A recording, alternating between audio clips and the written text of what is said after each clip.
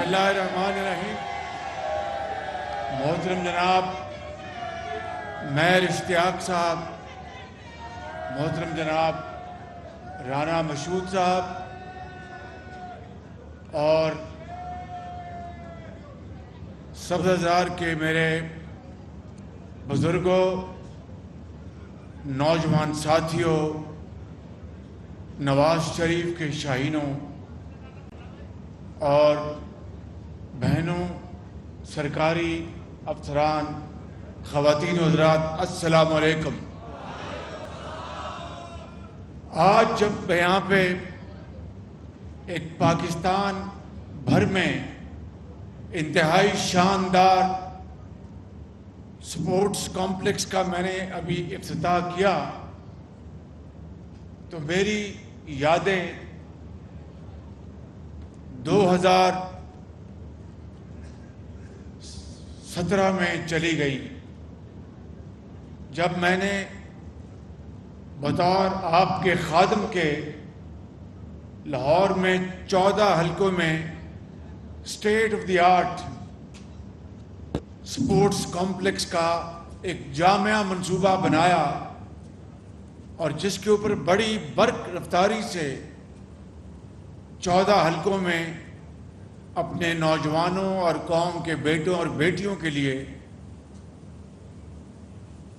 Swimming pools और बेहतरीन squash courts, badminton courts, table tennis और फिर जिम्नेजियम जैसे आला और बड़े शानदार तरीके से बनाए गए स्पोर्ट्स कॉम्प्लेक्स का दिन रात काम शुरू हुआ। तो 2018 के इलेक्शन में जब धांधली के जरिए, धांधली की पैदावार के नतीजे में एक फस्ताई हुकूमत आई, तो इन सारे मंसूबों को ठप कर दिया गया और कभी नैब के अकूबत खानों में दिन रात चक्कर लगने शुरू हो गए, कभी साफ पानी में कि पंजाब के अवाम को साफ पानी के लिए तुमने काम क्यों किया, कभी लाहौर में गंदगी के ढेर उठाने के लिए जो सॉलिड वेस्ट मैनेजमेंट मंसूबा था उसके लिए कि आपने लाहौर को साफ क्यों बनाया, कभी लाहौर के अंदर दरख्त और फूल और ये जो पार्क्स बनाए कि आपने ये जुर्म क्यों किया। मेरे नौजवान भाइयों और बहनों और बुजुर्गों, ये वो 4 साला दौर था जिसने लाहौर नहीं, पंजाब नहीं, बल्कि पूरे पाकिस्तान में तरक्की की रफ्तार को बिल्कुल ख़त्म कर दिया। और नवाज शरीफ की लीडरशिप में जो पाकिस्तान के अंदर बिजली के अंधेरे ख़त्म हुए, सड़कों का जाल बिछा, सी पैक के मंसूबे, अरबों डॉलर के मंसूबे, चीन ने नवाज शरीफ के ऊपर एतमाद करते हुए जो मंसूबे लगाए, वो तमाम मंसूबों को ख़त्म कर दिया गया। और यहाँ तक के कौम के नौजवानों, कौम के बेटों और बेटियों के लिए जो बेहतरीन सहूलतें जो बनने जा रही थी, इनको ख़त्म कर दिया गया। आज मैंने इन 14 लाहौर के स्पोर्ट्स कॉम्प्लेक्स का 14 में से पहले का इफ्तिताह किया है सब्ज़ार में, और मैं आपको यकीन दिलाता हूँ कि शायद ना शेप्स में, और कौन से लाहौर में भी शेप्स के अलावा शेप्स है और वो शेप्स है और इस तरह के और बने हुए हैं प्राइवेट स्पोर्ट्स कॉम्प्लेक्स जहाँ पर 25-25 लाख रुपए मेंबरशिप की फ़ीस है। ये आपको बेहतरीन ये स्पोर्ट्स कॉम्प्लेक्स का तोहफ़ा अल्लाह ताला के फजल करम से जो नवाज शरीफ के दौर में आगाज़ हुआ, मुकम्मल हुआ, वो दिया गया है। और इसका कुलिया ये बनाया है कि अगर बिलफर्ज अगर 1000 अफराद की यहाँ पर मेंबरशिप है तो 500 جو ممبرز ہوں گے وہ اسکولوں اور کالجوں کے ہائی اچیورز طلباء طالبات ہوں گے انشاءاللہ، اور ان کے لیے کوئی فیس آپ کے لیے مفت ہوگی، ان بچوں کے لیے اور بچیوں کے لیے فری، اور صرف سبزہ زار کے جو والدین ہیں ان کے بچوں اور بچیوں کے لیے یہاں پر جو کوئی فیس نہیں ہوگی، اور بچیوں کے لیے علیحدہ سپورٹس کمپلیکس اور بچوں کے لیے علیحدہ سپورٹس کمپلیکس ہے، اور تمام سہولتیں دونوں طرف بچوں اور بچیوں کے لیے یکساں ہیں، اور پھر ان شاندار سپورٹس کمپلیکس کو اچھی طرح چلانے کے لیے، دیکھ بھال کرنے کے لیے باقی جو 50% ممبرشپ ہوگی ان کے اوپر فیس لگائی جائے گی، تاکہ اس فیس سے یہ مشینیں، یہ تمام سوئمنگ پول، ان کی مینٹیننس ہر لحاظ سے اس کو بہت اعلیٰ پائے پہ رکھا جائے، تاکہ یہ 1 سال 10 سال کے نہیں بلکہ دہائیوں تک یہ سپورٹس کمپلیکس سبزہ زار کے بچوں اور بچیوں کے لیے ایک شاندار فیسلٹی بنی رہے۔ میرے نوجوان ساتھیوں، بزرگوں، بھائیوں اور بہنوں، میں آپ کو یہ آج کہنے آیا ہوں کہ کل ابھی بجٹ آیا ہے پاکستان کا، جو کہ وزیر خزانہ جناب اسحاق ڈار صاحب نے اس کا اعلان اسمبلی میں کیا۔ آپ نے بجٹ کے جو بڑے بڑے اعلانات سن لیے ہوں گے، میں صرف ایک بات کرنا چاہتا ہوں۔ میں نے خود پورے 2 ہفتے دن رات زرعی شعبے میں، انفارمیشن ٹیکنالوجی میں نوجوان بچوں کے لیے ان کو وظائف دینے کے لیے، ان کو جاب دینے کے لیے دن رات میں نے اس بجٹ کے لیے کام کیا، لیکن سب سے بڑا مرحلہ تھا کہ بجٹ میں غریب آدمی جو مہنگائی سے پس گیا ہے، لوگ ضرور، آپ بھی یہ ضرور کہتے ہوں گے کہ شہباز شریف یہ وہ تو نہیں ہے۔ ہم تو شہباز شریف کو جانتے ہیں جو ہسپتال بناتا تھا، دوائیاں فری دیتا تھا، جو یونیورسٹیاں بناتا تھا، فری لیپ ٹاپس بچوں کو دیتا تھا، ہسپتالوں اور یونیورسٹیوں میں اعلیٰ تعلیم مہیا کرتا تھا، سڑکیں بناتا تھا، سالڈ ویسٹ، PKLI، اس طرح کے شاندار منصوبے بنتے تھے۔ آج 1 سال سے کیا وجہ ہے؟ میں آپ کو آج یہ بتانا چاہتا ہوں کہ جب اپریل 2022 میں ہم نے اقتدار کا یہ ذمہ داری سنبھالی تو اس وقت IMF سے پچھلی حکومت کے معاہدے کو اس حکومت نے توڑ دیا۔ پھر اس کے بعد آپ نے دیکھا کہ دنیا میں مہنگائی کا ایک عروج تھا، تیل کی قیمتیں آسمانوں پر جا پہنچیں، کیونکہ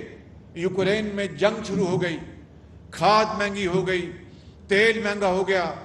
پھر پچھلے سال تاریخ کا سب سے بڑا سیلاب آیا پاکستان میں، جس کے لیے ہم نے جو بھی ہمارے پاس وسائل تھے، میرے بزرگوں، بھائیوں اور بہنوں، ہم نے دیوانہ وار دن رات، کبھی سندھ میں، کبھی بلوچستان میں، کبھی KP میں، کبھی پنجاب میں، میں ہر جگہ پہنچا، اور جو کچھ بھی ہمارے پاس تھا وہ دکھی انسانیت کے قدموں میں نچھاور کیا۔ پھر آپ نے دیکھا کہ باہر کے ممالک نے بھی ہماری مدد کی، دوست ممالک نے بھی ہماری مدد کی۔ یہ وہ بڑے بڑے جو مسائل اور چیلنجز جس کا مجھے سامنا رہا، تیل کی قیمتیں آج بھی آسمانوں سے باتیں کر رہی ہیں۔ میں آپ کو کیا بتاؤں، جب گیس، کووڈ کے زمانے میں گیس کی قیمتیں دنیا میں زمیں بوس ہو گئی تھی، اس وقت کے سربراہ کو کوئی خیال نہیں تھا کہ میں یہ سستی گیس خرید کے پاکستان کے کروڑوں عوام کو، میں ان کو خوشحالی ان کو نصیب کروں، ان کے قدموں میں ڈالوں، ان کے جھولی میں ڈالوں، صنعتوں کو چلاؤں، زراعت کو چلاؤں۔ اس کو صرف ایک ہی مولیہ خولیہ تھا کہ کس طرح میں نے نواز شریف کو جیل میں بھجوانا ہے، کس طرح میں نے مریم نواز کو جیل میں بھجوانا ہے، کس طرح حمزہ نواز کو جیل میں بھجوانا ہے، کس طرح پاکستان مسلم لیگ نون کے بڑے بڑے لیڈرز کو جیلوں میں بھجوانا ہے، پیپلز پارٹی حتیٰ کہ اس کو دن رات ایک ہی کام تھا کہ میں کس طرح ان کو دیوار کے ساتھ لگاؤں۔ اگر یہ جو وقت اس نے ہمیں جیلوں میں بھجوانے کے لیے صرف کیا، اس کا آدھا حصہ بھی اگر وہ محنت کرتا تو آج پاکستان کی معیشت کا حال یہ نہ ہوتا۔ میں آپ کو یہ کہنا چاہتا ہوں کہ ان مشکل ترین حالات میں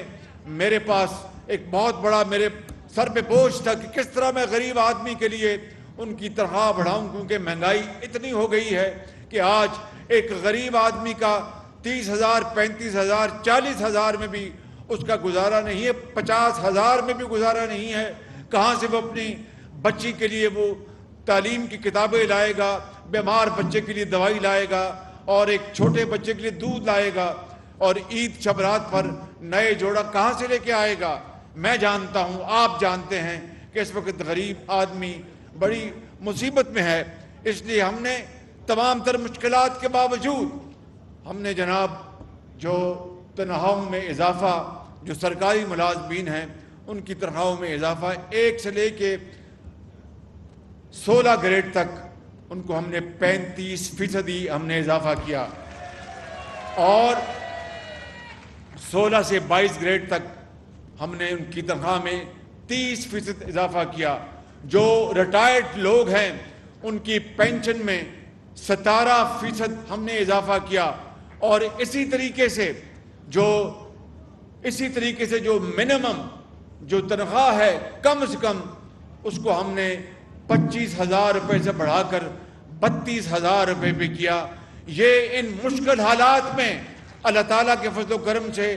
نواز شریف کی لیڈرشپ میں نے دن رات اس بجٹ پہ کام کیا، اور جو کولیشن حکومت ہے انہوں نے اس میں اپنا پورا حصہ ڈالا۔ میں آپ کو آج آخری بات یہ بتانا چاہتا ہوں کہ IMF کے ساتھ ہمارا معاہدہ کرنے میں اب کوئی دقت نہیں۔ ہم نے تمام شرائط خلوص سے اور بڑی ایمانداری سے پوری کر دی، جو ان کی شرائط تھی ہم نے پوری کر دی IMF کے ساتھ، تاکہ ہمیں IMF سے جو بقیہ جو اقساط ہیں ڈالرز کی وہ مل جائیں۔ میں نے خود IMF کے جو مینیجنگ ڈائریکٹر ہیں آج سے 6-7 دن پہلے 1 گھنٹہ ان سے گفتگو کی ٹیلی فون پر، اور میں نے ان سے وعدہ لیا کہ اگر آپ زبانی مجھ سے وعدہ کر لیں کہ آپ ہماری تمام یہ شرائط پوری ہونے کے بعد آپ ہمیں یہ لون منظور کریں گے تو میں انشاءاللہ آپ کو بجٹ کا بھی اور دوسری بھی جو بھی آپ کو معلومات ہیں ہم مہیا کریں گے۔ ہم نے تمام اپنی جو طرف سے جو بھی شرائط تھی وہ پوری کر دیں۔ اب انشاءاللہ مجھے امید ہے کہ IMF کا معاہدہ اسی مہینے میں ہوگا، اور IMF کے اس معاہدے کے نتیجے میں ہمیں جو اقساط ہیں بلینز آف ڈالرز کی وہ ملیں گی، مجھے پوری امید ہے۔ لیکن اگر خدا نہ خواستہ اس کے باوجود بھی اس میں وہ کوئی تاخیر ہوئی تو انشاءاللہ پھر میں آپ سے خطاب کروں گا۔ اللہ تعالیٰ نے اس ملک کو بڑی وسائل سے نوازا ہے، اللہ تعالیٰ نے آپ جیسے جری لوگ دیے ہیں، بڑے بڑے کروڑوں نوجوان، کروڑوں بیٹیاں جو بڑی قابل ہیں، بڑی ذہین ہیں۔ ہمارا کسان ہے، ہمارا مزدور ہے، ہمارا کارخانے دار ہے، ہمارا سرکاری افسر ہے، فوجی ہے، پولیس والا ہے، سیاستدان ہے۔ کوئی گھبرانے کی بات نہیں، اللہ تعالیٰ انشاءاللہ پاکستان کو ہمیشہ محفوظ رکھے گا۔ 9 مئی کا جو واقعہ ہے وہ آپ جانتے ہیں، وہ کسی دشمن کی دشمنی سے کم نہیں تھا۔ 9 مئی کا واقعہ آپ اندازہ کریں کہ بڑے بڑے حادثے ہوئے 75 سالوں میں پاکستان کی تاریخ میں، کبھی کسی نے جا کر فوجی تنصیبات پر حملہ نہیں کیا، کبھی کسی جا کر قائد اعظم کے گھر کو نشانہ نہیں بنایا۔ 9 مئی کو جن لوگوں نے عمران خان نیازی کے اکسانے پر یہ پاکستان کے اندر اتنا بڑا فساد برپا کیا، میرے بزرگوں، بھائیوں اور میری بہنوں، یہ تو دشمن بھی 75 سال میں پاکستان کے ساتھ نہ کر سکا۔ اس لیے قانون اپنا راستہ لے گا، کسی جو کہ قصوروار نہیں ہے اس کے ساتھ کوئی زیادتی نہیں ہوگی، اور جو اس میں ملوث ہیں قانون کے مطابق ان کو سزا ملے گی، تاکہ پاکستان میں رہتی دنیا تک دوبارہ کوئی اس طرح کی حرکت نہ کر سکے۔ اس لیے میرے بزرگوں، بھائیوں اور نوجوان ساتھیوں، آپ کو یہ علم ہونا چاہیے کہ جب تک سیاسی استحکام نہیں آئے گا، ہم لاکھ کوششیں کر لیں، معاشی استحکام نہیں آ سکتا. اس کے لیے نواز شریف کی لیڈرشپ میں مسلم لیگ نون اور ہم سب مل کر انشاءاللہ اس ملک کے اندر سیاسی استحکام لائیں گے. اور یقین رکھیں جس طرح ماضی میں نواز شریف کے دور میں پنجاب میں اور پاکستان میں ترقی اور خوشحالی کے ہر طرف خوشبوئیں ہوتی تھیں، انشاءاللہ وہ وقت آئے گا اور ضرور آئے گا. اور میں آپ سے وعدہ کرتا ہوں کہ جب تک میری جان میں جان ہے میں آپ کی خدمت کرتا رہوں گا. پاکستان پائندہ باد.